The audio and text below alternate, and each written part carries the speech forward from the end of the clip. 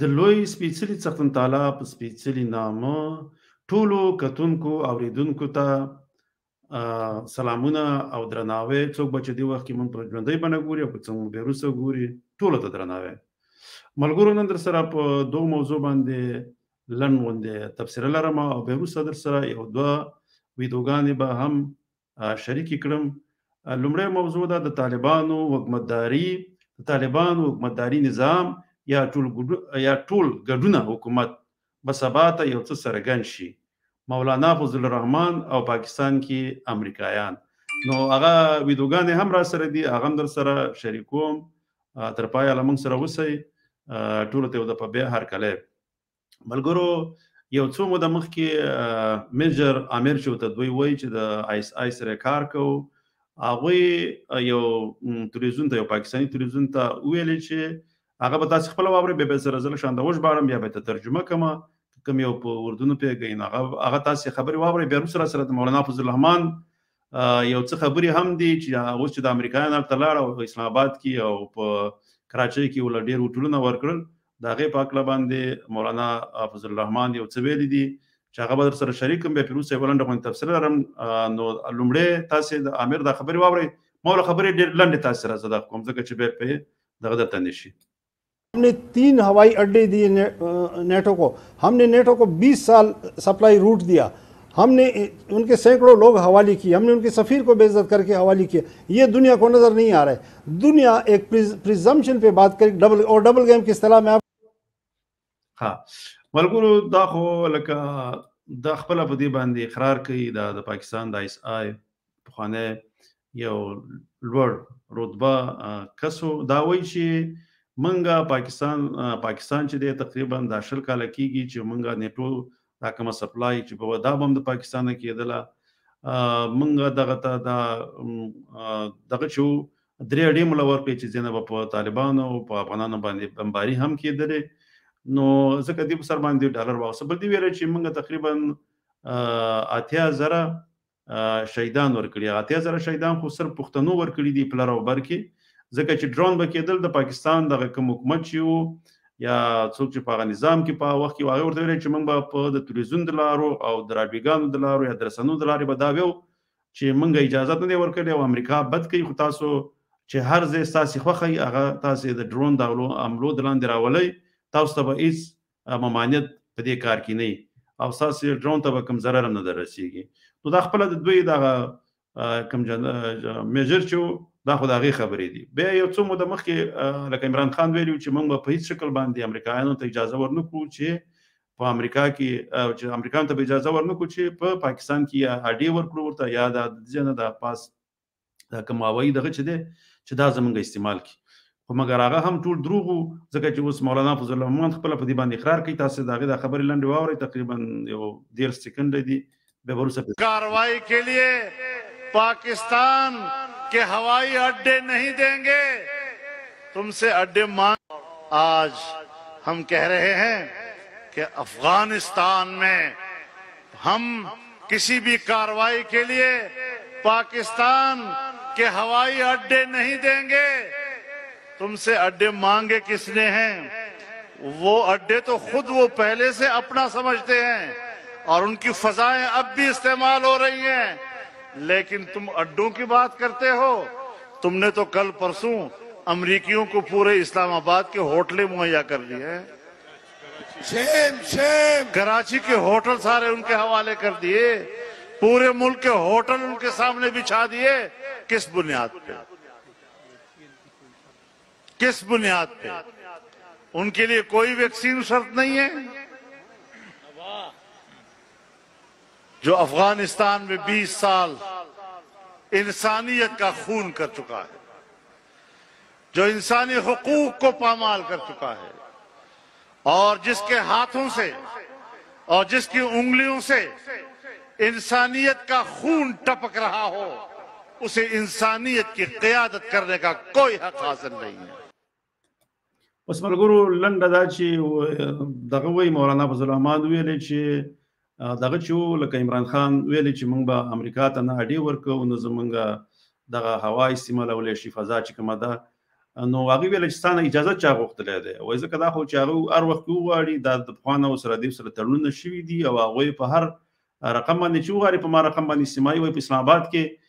څو ټولونه چې ټول وایي دغه امریکایانو ته ورکړل شوي دي په کراچۍ کې موږ ته ورکړل شوي دي هغې ته اجازې د ضرورت نشته د خپله د پاکستان ټول خپله د هغوی دی خو دلته د مولانا صاحب دا خبره خو سمه ده خو مولانا صاحب چې کله امریکایان هلته د افغانستان کې د جهاد اعلانونه بیا کول خو مګر دغه ځای کې بیا د دې ایمان کې لږ یو څه کمزوري راته ښکاره شوله ځکه چې دغلته خو د جهاد اعلان ونه کړو او نه ویلې چې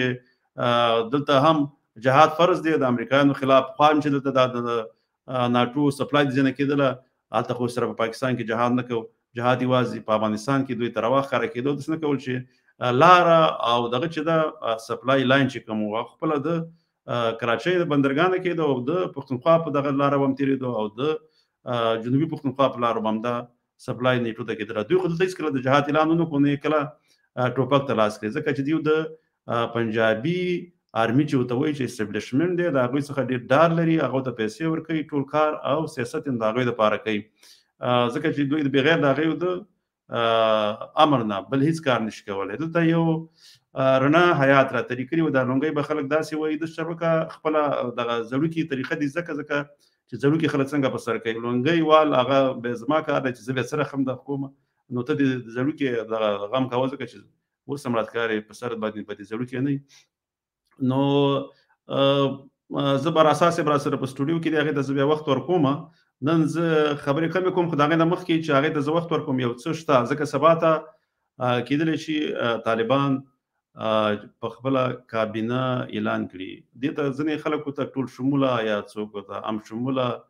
خو پښتو اصل ټکي ټولګډونه حکومت خو ټولګډونه حکومت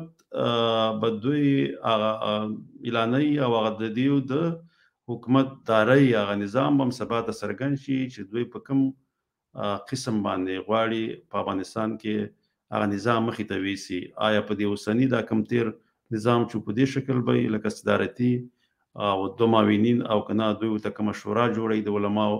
او د هغې د لارې به کنټرولېږي خو دا به سبا ته څرګند شي چې دوی لکه کومه نظریه ده په کومه طریقه باندې به حکومت مخې ته وړي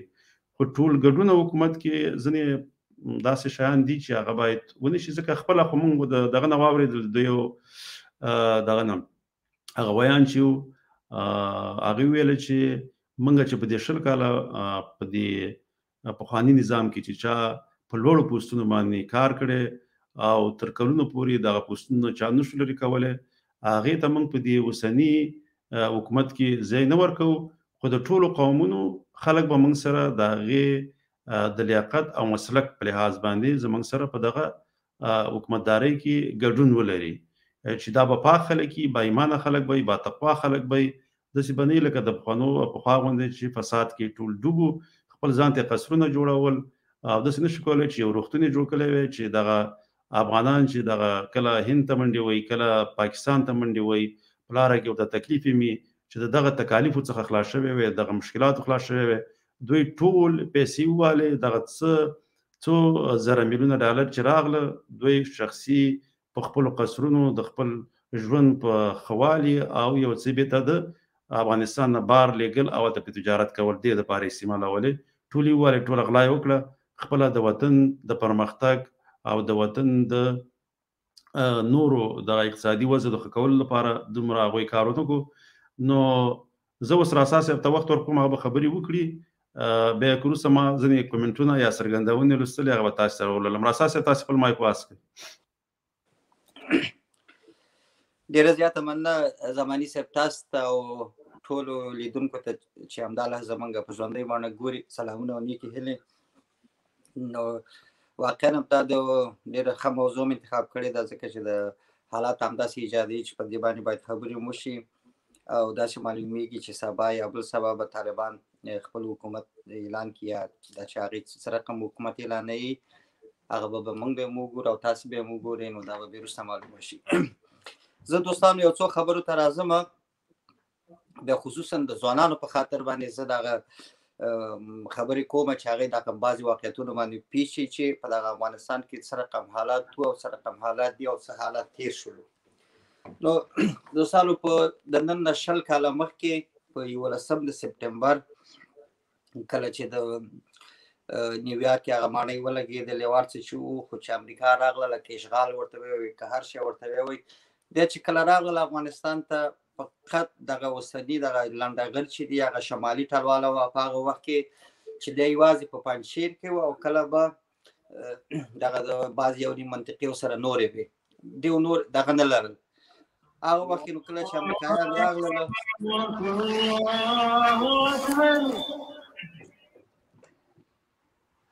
نو د خپل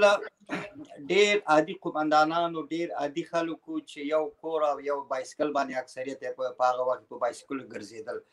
بیا کله چې دی راغله حکومت جوړ شو او بهرانیان راغلل نو دغه بهرانیانو چې څه مرستې وې څه کومکونه چې وو ټول همدې خلکو ته افغان دولت یې ورکړل او دولت یې خو همدا خلکو د خلکو ټول مخکې زماني صاحب هم په دې عقله خبرې وکړې چې همدا خلکو چې دغه پیسې هم ټولې واغېستلې ځان ته بلډینګونه هم جوړ کړل ځان ته تجارت هم جوړ کړل ځان ته ژوند هم جوړ کړل هر څه یې وکړل د ځان په خاطر یې وکړل او غیر د هغې نه چې په افغانستان کې په داسې یو حالت کې چې حکومت راغی چې دغه زیاتره افغانانو غوښتل چې په افغانستان کې یو پراخ بنسټه قوي مرکزي حکومت جوړ شي او دا د پخوانه دې باندې کار روان و ول همدې لنډغرو په دې ټول د 20 کاله کې دا همیشه به دا باندې جوړولې چې زه خو دا منم دا نه منم دا انتخابات دلته دا جعلي شولو دا داسې شولو دا پلانکې دی دا خراسان دی دا باید خراسان دی نه جوړ شي افغانستان نه منم پښتو نه منم ملي سرود نه منم بیرغ نه منم همدغه مسایلو دا ولایت تسلیموم د امپراتوري مدایم او خپل د دولت په چوکاټ کې همدغه د ملل متحد او د خارجي ملکونو مرسم همزمان افغانستان ته روانې وي او همدغه خلکو ور باندې بازار ګرم او تجارت ور باندې ګرم او هغه خلک چې شاوخوا کته پورته د دیونه حمایت کوي هغه ته مې اندازه پیسې ورکول او د نور غریب خلکو چې ټول پام دې کې تباہ او برباد استعمالېدل دا داسې خبرې دي دوستان چې دا اوس په دې باندې پیښ شي کله چې به دې رښتیا کله چې دیو د امریکایانو سره یو ځای کابل ته را داخل شولو زما خو په یاد دي کې دې چې هغه ویډیوګانې وسم په یوټیوب کې پرتی تاسو مراجعه وکړئ وګورئ دا د افغانستان ژوندی تاریخ دی دې چې کله کابل ته راننوتل نو هغه وخت کې داسې یو حالت چې دیو بیخي د دې لنډغرو دغه سیاسي دغه فقط د یو نشنالیستي یا د دې په خاطر باندې چې دا فقط مونږ تاجیکي او دا نور یعنی دا افغانان به خصوصا پښتاني بیخي په بل رقم د سیاست دغه شوي نو د چې کله کابل ته راننوتل د چا چې به ګیره وه د چا چې به پښتو ویله پازا به وبه چې یا ته د طالب یا د طالب سره لاس لري دغه ویډیوګانې تر اوسه پورې د یوټیوب کې پرتې دي دوستان دا ټول کولی شي چې دا واقعیتونه وګوري دا عیني واقعیت و خو خلاصې مطلب زماني صاحب چې هغه څه نخرې وي چې وی نه کړلې یعنې خپله د افغانستان پایه د افغانستان هغه دولت سازي ممانعت هم همدې خلکو وکړو پیسې هم دې وخوړلې چور چې پاول هم دې وکړو ټول هغه دومره پیسې چې په دغه قبرونو باندې د کرزي صاحب په زمان کې دغه شوي دي مصرف شوي دي دا د افغانستان په تاریخ کې په هېڅ ملک کې داسې رقم بودیجه په داسې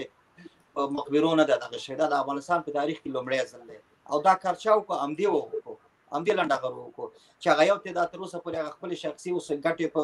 نظر کې دي اوسه پورې په پنجشیر کې یا د مقاومت په نوم یا د بل په نوم دې ته منتظر دي چې څه ورکړي یا کوم هېواد یا ایران یا کوم بل زیاده ورسره کومه یو مرسته وشي د پخوا غوندې او بیا هم دغه یو سیستم جوړ کړي د دې په نوم باندې چې دا قومي او مذهبي دغه مشکل په دغه منطقه کې را پیدا کړي نو دغه ټول خبرې بیا چې بخښنه غواړم دا خبره هم ضرور باید وکړم کله چې دې کابل ته را داخل شولو په هغه وخت فقط همدغه شمالي ټلواله وه او د پښتنو نه سره فقط فکر کوم حاجي قدیر و که نه پوهېږم یو بل څوک سره و چې دا فقط د دې په خاطر چې د پښتنو نماینده او د سره سمبولیکي او یو سره د قندار نه دغه ګل اغا شیرزی او نور څوک سره نه و دې چې کله را داخل شولو وزارت دفاع د دی و وزارت خارجه د دی و وزارت داخله د دی و امنیت د دی و تاسو مراجعه وکړئ د دی هغه هر څه په ژوندی بڼه هغه کله چې د دې دولت جوړ شوی دی هغه هر څه شته دی یعنې دا باید زما اوس دغه خبرې دې په خاطر کومه چې دوستان هم په دې خبر شي خصوصا ځوانه طبقه هم په دې خبره شي او د طالبانو هم زما دا هیله ده دا یوازې زما هیله نه ده دا د ټولو افغانانو هیله ده چا چې د دې ملک سره جفا کړي چا چې د دې ملت پیسې خوړلي چا چې د دې ملت سره ظلم کړی چا چې دا ملت وژلی په یو نوم په بل نوم که د اسلام په نوم یې وژلی یا که د په بل نوم وژلی که یا د قومي په نوم یې وژلی یا که د ملحد په نوم یې وژلی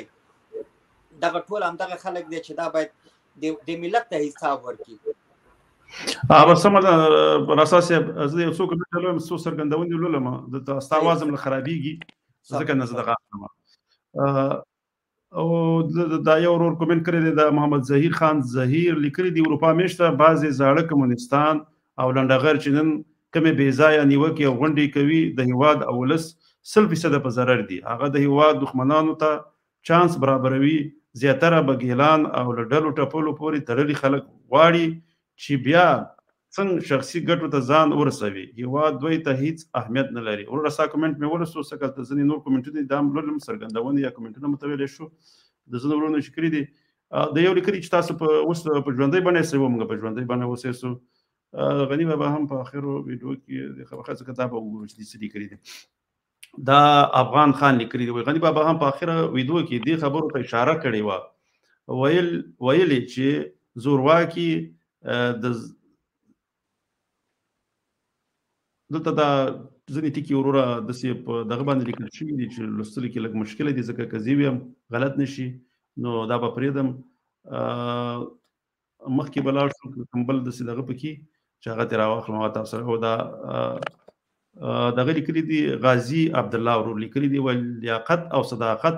عدالت او قانونیت مسؤلیت مسلکي وګړو ته چې ملي ګټو ته ژمن وي. بالکل چې دا کار کول پکار دي. هغه خلک چې مسلکي او ملي خلک وي او ملي ارزښتونو ته ژمن وي او وفاداره وي هغه باید په دغه اوسني حکومتداري چې کې راځي باید په هغې کې ورته ښه پوره ونډه ورکړي. بل دا کار دی چې دغه د پنجشیر مسله هم حل کول پکار دي. اول لومړی باید کوشش وکړي د سولې د لارې که نه کېږي په هر رنګه یې باید دغه مسله حل شي ځکه چې دا بیا وروسته ستونزې پیدا کوي. نو وروسته څه کله کوم نور څرګندونې کوي چې هغه ولولو. زه دا یوه خبره کوم زماني صاحب نو هغه وخت چې دی راغله دغه ټول حکومت درې وو دا هر څه د دې وو هیڅ هغه وخت هیڅ افغان دا خبره ونه کړله چې دلته د همشموله دولت جوړ شي. چا دا خبرې کولې خو دا هر څه چې کړي دي همدې وکړي دي. د دې اوس خپل شخصي ګټې د دې خپل شخصي جایدادونه د دې اوس مخونه واقعا تورېږي ځکه دې ملت ته ځواب نه لري. دغه ورور یو څرګندونه کړې د خبریال نواز شریف څخه پوښتنه وکړه چې ستا د صدارت تر ټولو لویه لاسته راوړنه څه ده؟ نواز شریف مختصر جواب ورکړ د افغان فوز ختمول 1994 کې 1994 چې په هغه وخت کې مجاهدین لومړي ځل دپاره ځینو مجاهدینو خپله د پخواني حکومت خلکو سره سازش وکړو او ځینې ورسره په جګړه کې اخته شولو. نو په هغه وخت کې رښتیا چې هغه پخوانی ملي اردو چې وه هغه بیا ختمه شوله. نو دغه ابراهیم خان ورور یې ولشان ته تاریخ باندې وله رڼا اچولې وه چې نواز شریف ویلي و چې ما غټ لوی کار دا کړی دی پاکستان ته چې د افغانستان ملي اردو مې ختمه کړه. زه نورې کومنټ هم دې کې لټوم او نو دا زه بس نور هم نشته دی ځکه زموږ پروګرام هم تقریبا دغه کېږي. سبا ته معلوم نه دی چې موږ به یو یا به نه وي انشاءالله تعالی بله ورځ باندې به د یو نوي موضوع سره راځم. ځینې نورو ملګرو سره به زه خبرې کوم چې راشي او د افغانستان په تاریخ بل به زه د اردو په تاریخ باندې یوه ورځ بیا زه خبرې کوم ځکه چې ما د هغې دپاره څه نوي معلومات راټول کړي دي چې دا اردو ژبه چې وه د دې نه مخکې چې کله انګریزان رال نو په هغه وخت کې د بري صغیر چې دا هند او پاک په هغه وخت کې یو ځای ته به بري صغیر ویلی دوی ژبه چې وه هغه فارسي وه خو چې کله انګریزان راغله هغوی د فارسي په ځای باندې اردو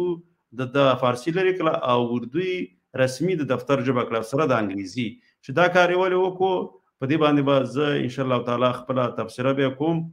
د څه دپاره یې کړې وه ولې یې کړې دې باندې به زه خبرې کوم ځکه چې زه خو همیشه دا خبره کوم چې د اردو او هندي دا دواړه یوې ژبې دي صرف په لیکلو کې فرق دی. دا د نورو قومونو د غولولو په خاطر باندې کوم چې مسلمانان دي چې دا اردو معنا لښکر دی او په لښکر کې به مختلف قسم قومونه وو هغوی به یوه ژبه ویله او د هغې نه اردو جوړه شوه. نه دا بیخي داسې نه ده. دا ټول دروغ دي. دا د پنجاب نصاب دی. پښتانه په دې باندې دوکه کړي دي او پښتانه هم دوکه کېږي او بیا وایي چې دا د یو قوم ژبه هم نه ده دا یو قومي ژبه ده چې دا ټول دروغ دي. د دې شاته یو لوی د پنجاب شیطانیت پټ دی چې پښتانه څنګه د خپلې ژبې د خپل کلتورونو نه لرې وساتي.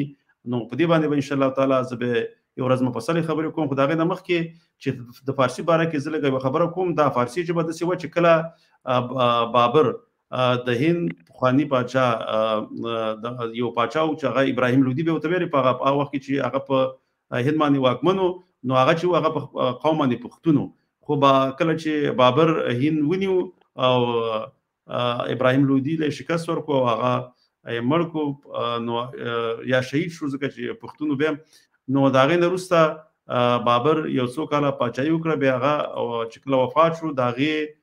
زوی همایون چې کله په حکومت کې راغی نو په وخت کې شیرشاه سوري هغه چې فرید خان نومېدو هغه په دې سوچ شو چې څنګه د پښتنو نه حکومت مغول ونیو نو هغه یو پاڅون وکړو او د بابر زوی ته شکست ورکړو بابر وتښتېدو ایران ته چې کله بابر ایران ته وتښتېدو نو یو 15 کاله دغه چې د مسلسل شیرشاه سوري فتوحات وکړل او د هند ډیره برخه تر خپل قبضه لاندې راوصله او ډیر زیات خدمت په وخت کو او پښتون پاچاو نو هغه چې کله خپل شیرشاه سوري هم په یو جګړه کې شهید شو د هندوانو سره نو هغه نه وروسته همایون چې هغه ایران نه کومک وغوښتو چې تاسو ما سره کومک وکړئ چې زه به د هند دغه واکمن شم او هغه ته چې نور هغه واکمنان د شیرشاه سوري چې کومه زامنو ته پاچایي پاتې شي چې دا به تنیسم